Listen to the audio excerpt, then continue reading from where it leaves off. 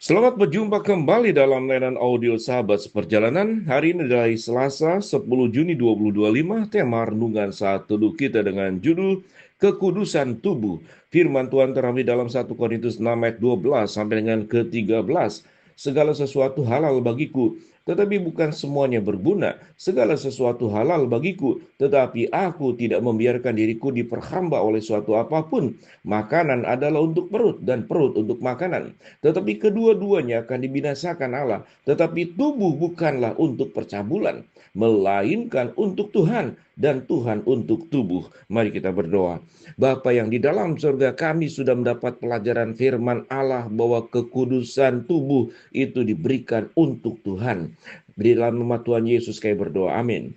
Shalom sahabat perjalanan yang dikasihi Tuhan. Suatu kita melihat bagian daripada ayat yang ke-13 dikatakan, tetapi tubuh bukanlah untuk percabulan, melainkan untuk Tuhan, dan Tuhan untuk tubuh. Di sini berbicara tentang percabulan, tapi di sini juga berbicara tentang makanan, tetapi di sini juga berbicara tentang kekudusan tubuh. Kalau kita mengingat tentang lagu sekolah minggu, hati-hati gunakan tanganku, hati-hati gunakan kakiku, hati-hati gunakan mataku, hati-hati gunakan mulutku. Itu seluruh tubuh sebagaimana dalam Roma 12 ayat 1 sampai dengan kedua.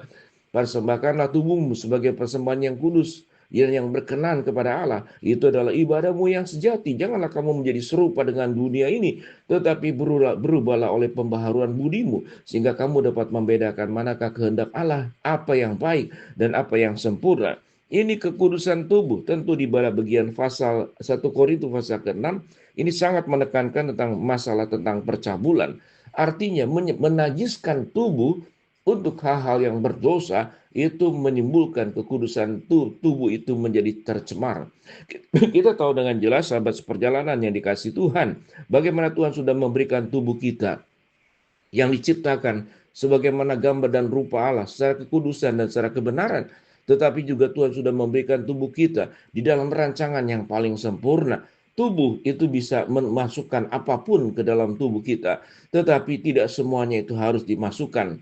Kita juga perlu melihat banyak hal dengan mata kita, tapi tidak semua kita perlu terima. Kita pun bisa mendengar dengan telinga kita, tetapi tidak semua suara perkataan itu kita dengar. Maka di sana perlu ada saringan yang menentukan bagaimana hidup kita itu bisa mengambil yang baik dan kemudian melepaskan yang buruk dan tidak mengambilnya. Itu yang disebut dengan kekudusan tubuh. Kalau dua bagian berbicara tentang makanan dan percabulan, pada bagian ayat ini, renungan sebelumnya juga berbicara tentang percabulan. Artinya, memasukkan sesuatu ke dalam tubuh yang itu bukan hak kita, bukan bagian kita. Misalkan makan berlebihan, kita sudah dapat pengetahuan tentang bagaimana hidup dengan gizi berimbang, dengan gizi yang baik. Maka ada makanan-makanan yang kita atur dan kelola sedemikian rupa. Dan bagaimana doa Bapa kami pun Tuhan Yesus mengajarkan, berikanlah kepada kami bukan makanan yang sebanyak-banyaknya, tetapi berikanlah kepada kami makanan yang secukupnya. Kehidupan yang mencukupkan diri akan membuat kehidupan kita itu jauh daripada mencemarkan tubuh kita. Kalau kita tidak pernah bisa mencukupkan diri, maka kita terbelalak menjadi orang yang suka iri hati tatkala melihat kelebihan orang lain. Tatkala kita tidak mengkuduskan tubuh kita, mulut kita menjadi suka berbicara, kalau tidak menghina orang lain, kalau tidak sombong, kemudian menggosipkan orang lain, maka itu sudah jatuh ke dalam keberdosaan. Telinga kita pun sama. Kalau kita mendapatkan pujian, kita menjadi orang yang seakan-akan terangkat sampai ke langit ketujuh.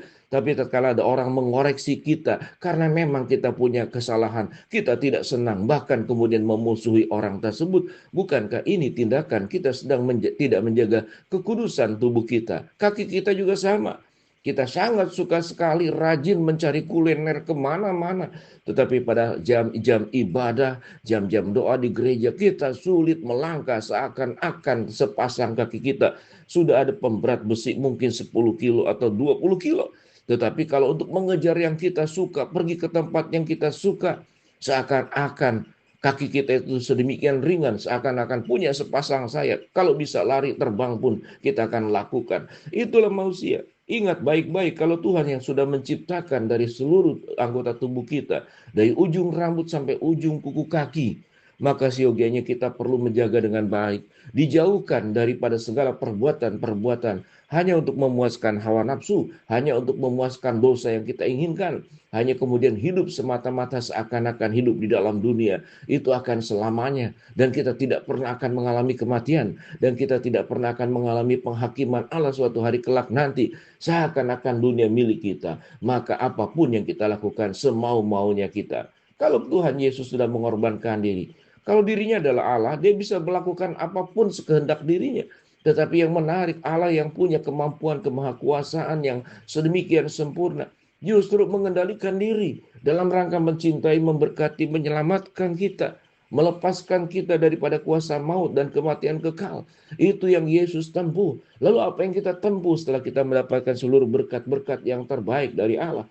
Apakah kita akan mengotori seluruh tubuh kita dengan makan berlebihan, memasukkan sesuatu ke tubuh yang tidak tepat, melakukan percabulan, kemudian melakukan dosa-dosa lewat mata kita, lewat telinga kita, lewat mulut kita, lewat tangan kita, lewat kaki kita, lewat pikiran dan perasaannya, yang seluruh organ di dalam tubuh kita itu bisa dimasuki oleh iblis. Lalu kita dibelokkan jalan kita yang seharusnya kita berada di dalam jalan Tuhan. Lalu kita mengikuti jalan membelok kiri dan membelok kanan, menyimpang ke kiri, menyimpang ke kanan, melawan Allah, memberontak kepada kebenaran.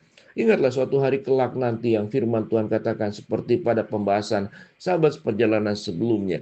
Satu hari kelak nanti kita akan bertemu dengan penghakiman Allah, di mana tidak ada seorang pun yang bisa lari, tidak ada seorang pun yang bisa menutupi kesalahannya. Seluruh bau busuk kehidupan satu hari akan terbongkar. Dan yang mencium bau busuk itu adalah dirimu sendiri sampai engkau tidak tahan. Engkau malu, engkau menutup mukamu. Oh Tuhan, ampuni aku. Tapi Tuhan berkata, kesempatan selama engkau diberikan hidup dalam dunia, engkau tidak pernah mau merubah kehidupanmu.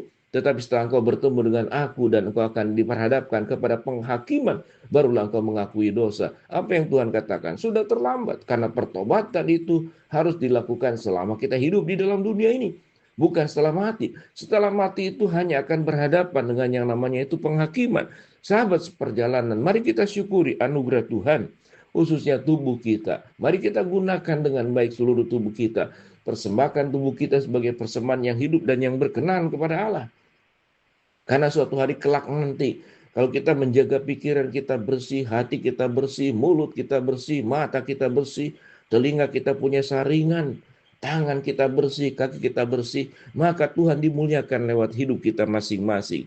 Seluruh anggota tubuh adalah pemberian dan anugerah Allah yang tidak boleh dipakai secara sewenang-wenang, dipakai secara sesuka hati, tetapi semata-mata hanya menyukakan dan memuliakan Allah. Mari sahabat seperjalanan, kalau ada dosa-dosa, kebiasaan-kebiasaan buruk yang kita lakukan lewat tubuh kita sebagaimana dijelaskan di dalam renungan saat ini, mari kita datang kepada Tuhan. Ya Tuhan, ampuni aku bertobat, karena pertobatan yang kemudian disampaikan sewaktu kita sudah meninggal, sudah tidak punya kesempatan lagi. Tuhan, tolonglah aku, ubah hidupku, agar hidupku memiliki kehidupan yang kudus, tubuh yang kudus, dari mata, telinga, mulut, hati, pikiran, kaki, tangan. Kami persembahkan agar kami hidup dalam kekudusan tubuh yang terbaik. Mari kita berdoa. Bapa dalam surga, terima kasih buat kebenaran firman Allah yang kami pelajari. Hamba-Mu berdoa buat sahabat seperjalanan yang sakit, Tuhan jamah sembuhkan. Sahabat seperjalanan yang sedang menghadapi masalah, Tuhan bukakan jalan.